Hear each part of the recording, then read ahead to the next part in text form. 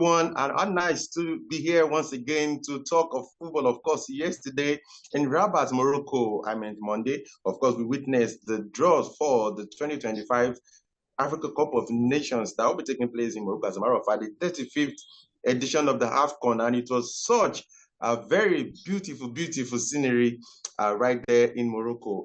And I'm particularly impressed about the development that CAF has witnessed in the last few years at particularly African football under the current leadership of Dr. Patrice Motsepe. But of course, that is a discussion for another day. Of course, James Agreebi is here, and we're looking at the draws for all the 16s, and of course, all the other issues are surrounding Afcon, and of course, preparation for the 2026 FIFA World Cup qualifiers just less than 2 months away. And Nigeria, of course, everyone knows the story surrounding Nigeria's qualifications so far. James Agreebi, once again, you're welcome to the show. Thank you very much, Femi. I'm happy to be on today's edition. Of course, this is Sport Africa. Sorry. Of course, this is Sport Africa. This is where we discuss all things African football. James, where else are we going to start other than to talk about, of course, what we witnessed yesterday in Morocco? And James, Nigeria apparently got the easiest group. Of course, no one can argue about that. But a lot of people are saying that Nigeria should have a very cautious optimism, because you have Uganda, you have Tanzania, two teams that will be hosting the 2024 African Nations Championship. They've been stepping up preparation and all that. Then you have Tunisia. Nigeria will be facing Tunisia for the 6th time at the Afcon. Then you have in Group F, you have Cameroon and Cote d'Ivoire in the same group. And of course, if you look at Group B, you have Egypt and South Africa. Quickly take us through the group that got you fascinated, James. Well, for me, I think I won't envy the group that has Cote d'Ivoire, Cameroon. You know, I mean, that for me, that should be. You have the current champion, and also you have the 5-time champions. These are two countries who have clashed in the previous editions. They've been back and forth with each other. You know, so they have history. You know, in this competition. You know, so I don't fancy. I don't envy them. I don't envy their fans. you know. So, but that's one thing about the Afcon. There's only that group where you be happy that your country is not there. You know, but the thing there is, I mean, you want to win the Afcon, so you have to be ready for anything. You know, I remember that's why I always give kudos to teams like Zambia when they won the Afcon in 2012. I mean, if you check out the way they went all the way, they defeated teams like Senegal, defeated Ghana, then they started a variant team in the final. So, whatever time you can meet any time, you just be rest assured that as long as you have your mind set on winning the Afcon, you're going to come across a very strong team. So, I mean, these two are starting their journey in the competition with, you know, in such a group, you know. So, I think with their pedigree and everything, I see them coming out from the group. But, Femi, you all know what happened in the last Afcon. Well, not funny at all for some of those heavyweight teams.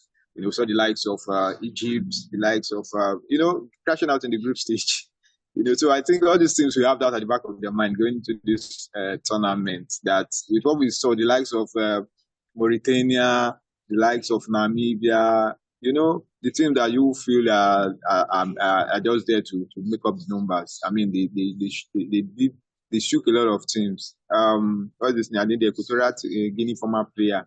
He managed the top scorer. Nobody saw that coming. Nsue, yeah. You know, Emily Nsue, yeah. You know, so that past tournament it was an eye opener for a lot of people. So going into the next Afcon, I think a lot of the big teams will tighten their seatbelt. They know that the other teams are not there to joke. So, So for me, that group is one group that I expect the two teams to qualify, but it's not going to be a walk in the park. You have to work for every point you gain in that group. Okay, just very, very quickly, I know we'll still have time to, of course, look at all the groups before the Afcon. As a matter of fact, 11 months, all the teams, all the 24 teams have 11 months to prepare. But I'm surprised that you're overlooking Group B, James, which has Egypt, South Africa, and Angola. I think that is going to be very, very tight because, like you said, in Group F, you would expect Cameroon and Ivory Coast to qualify. But in Group B, where you have Egypt, South Africa, and Angola. Even Zimbabwe, okay, And you might say Zimbabwe, Zimbabwe, yeah. Zimbabwe, you can say Zimbabwe this kind of, the probability of Zimbabwe making it out of the group is very, very slim. But those three teams, they're going to fight, it out. Femi, I think I will have to disagree with you on that because we have three Southern African countries in that group.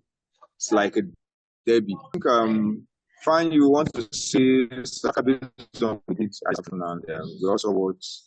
We are all witness to what the Blues have been doing for the team. So it's not going to be easy. Egypt didn't do too well at the last Afcon. South Africa went all the way to the semi-finals. Zimbabwe, like I said, it's going to be like derby. But on paper, you want to give it to Egypt and South Africa. They are former champions of the tournament. But for me, that's a very tricky group. I'm telling you, that is a very, very tricky group. That's what I'm telling like I said, you. on That's paper, why I South said Africa. I think it's going to be a lot of things happening there, even compared to Group F. Yeah, I quite agree with you on that. It's a kind of a tricky group where you might easily you pick South Africa and Egypt. But for me, we might Angola. see the shockouts that we saw at the last Afcon might continue in this in this year's edition. Angola got to the quarterfinals. Zimbabwe have been to the Afcon before. They've been there. So it's as if they are movies. They've been there. So it's an open group, but you still want to tilt to South Africa and Egypt. Okay, of course. So everyone, wherever you are, of course, that group B, I want you to write it somewhere in your diary and keep an eye on that group. As a matter of fact, like we said, 11 months. And Angola, as a matter of fact, it just came to my mind now. They literally strode throughout the qualifiers. Remember, Ghana couldn't even make it out of that group, the same group that produced the Sudan. So keep an eye on that group. James, yesterday, CAF President Dr. Patrice Motsepe was addressing the crowd at the draw, and he said 1.4 billion viewers across the world saw the 2023 edition of the Afcon. James, I think we on this show we've criticized CAF where we were supposed to, but again I think we need to give CAF its flowers because it's really done well. It has never been achieved before, and I think revenue-wise, CAF is trying to structure, its revenue in such a way that one of the reasons why this year's African Women Nations Championship was postponed, and of course the Afcon itself for the men pushed until December. But I think we need to give CAF kudos for what we saw, the standard, the quality of the draw that we saw yesterday. I think CAF deserve its flowers. Yeah, Femi, kudos to CAF and kudos to Dr. Patrice Motsepe. I think since he came on board, we've seen a lot of changes. Yeah. He has been doing wonders for CAF. He's been taking steps to improve the competition. Femi, fine, I know that if you ask football fans their best Afcon, they always mention their country won. So those people whose country have won the Afcon before, they always say, okay, this. But for me, I think since I've been watching the Afcon, I think the last edition in Cote d'Ivoire, for me, that was the best. Fine, the Super Eagles didn't win it, but it was the best not because of the Super Eagles, because of everything about the tournament. I mean, we saw minus. We've never seen such before. We saw the organization, we saw fans, everything was spot on. The atmosphere, everything was, it drew a lot of attention all over the world, so that's what the good thing about the Afcon. That's why sometimes, Femi, when people come out to complain, why is CAF shifting the tournament?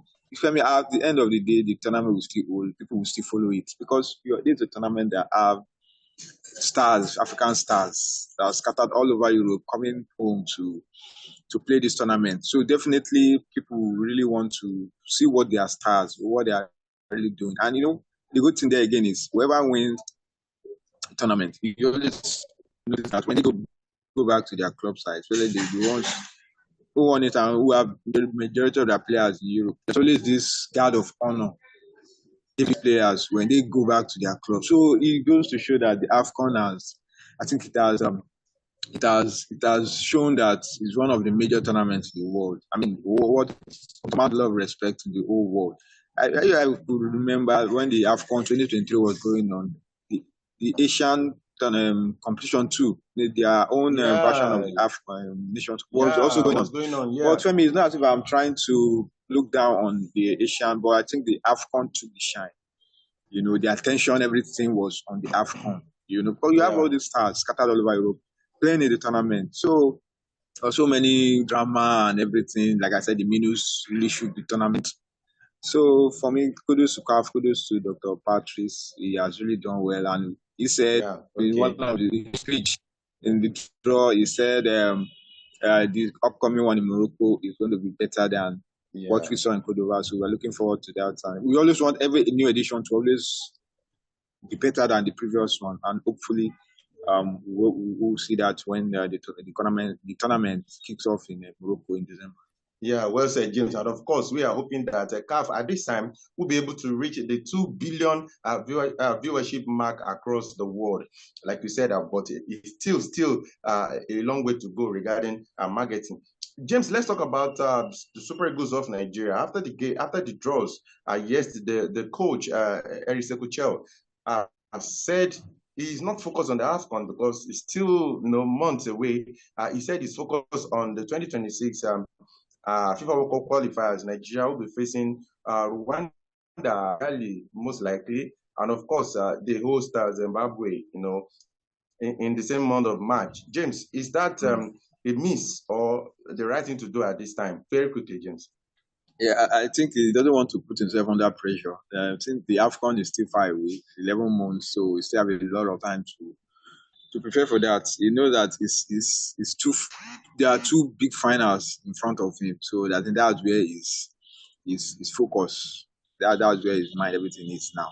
He doesn't want to start saying things that people now hold him accountable. Nigerian fans, they are, when it comes to things like this, they're always looking for things to hold you again. Whatever you said. I remember when former coach, what is his name, Jose Pesero said he's going to win the AFCON. A lot of Nigerians, they held on to that, and he almost did. So I believe Eric Shell is just trying to play safe. He still have a lot of time to prepare for the AFCON. The World Cup qualifiers, and that was a very big mandate they've given him, and he knows that there won't be any excuse. This is Super Eagles, one of the biggest brands in African football, and you know that this job comes with all the pressure. You know that his former jobs that Child's play compared to what he has now. So he doesn't want to start saying things that doesn't want to box himself in the corner. So he's just trying to play safe and focus on this World Cup qualifiers. And I mean, you cannot blame him for that. You know that that's a very big task, and he must do everything possible to get the results. Okay. Yeah, James, finally, as we wrap up, let's talk about the CHAN.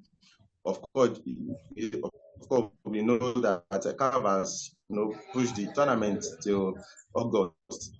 I saw a report where where the SAFA, South Africa Football Association, wrote to CAF that they are worried to release the players when it comes to CHAN later in the year. So, some of these federations, particularly those who have maybe whose season might still be on at the time or for preparation, they are worried that clubs might not release players in time. But James, I think the most commendable thing is the fact that CAF has increased the prize money to about $10 million for the entire tournament for all the winners. But the winner, of course, the tournament will be going on with $3.5 million. James, if you do that calculation in Naira, maybe your phone might even freeze. And I think once again, that is a lot of commendation to CAF because they increased the prize money by 75% in all, 75%. And of course, the winner by about 32%. James, like we said earlier, CAF deserve its flower when we need to give it to them for CHAN. Yeah, exactly. I mean, that's a very commendable one from CAF. They are doing everything possible to make sure the CHAN gets the needed push, the needed support, the needed boost. At the last edition in Algeria, I mean, you mistake it for the main and Afcon. Afcon. I mean, you mistake it for it because I think the CAF, they are doing everything possible to give it what it deserve, and kudos to them. You see, a time will come when you will not even be able to differentiate the CHAN from the Afcon. It will be so difficult when it comes to the organization. So I know it's painful that the 2025 edition was pushed forward. We also know what happened, but I think it's better late than never. They did a good it's a rehearsal for the main Afcon in 2027. So let's hope that before August, all the things that were supposed to be in place would have been put in place. So increasing the prize money, it's a good one. You help teams to take the tournament and serious, because taking part in CHAN, it's a window for players who have the ambition of going out to play. When you do well, you know that you are selling yourself. You don't have to wait for the main AFCON. You through the CHAN, you can also sell yourself, market yourself. This is a tournament that will attract scouts all over the world. They will be there. So it's a good one for them. You put in your best. You sell yourself. You don't have to wait for the main CHAN. We're going to have two African tournaments and two opportunities for players, especially those playing at home. So well done to CAF, and hopefully they will continue to do this so that we'll be able to give our tournament the uplift that they need. James Agberebi, thank you so much for your thoughts on the show today. I would have wanted to ask you who you think will be favorite, the country that will be favorite, but of course, next time we will have enough time to do that. But of course, Morocco, they will want to host and win, like Musa Haji said at the Jos yesterday. To every one of you who have stuck with us here on Sport Africa, we appreciate you so much. Of course, you saw the draws. Let us know what you think in the comment section. Who you think will be the favorite to take home the trophy next year? Because of course the competition will be running through the festive period until up until 2026. Thank you so much. We'll see you next time. I remain Ashalolu Afemi. Once again, James Agberebi, thank you. And to our producer, always doing this for us. We appreciate you so much. Thank you. See you next time. Bye for now.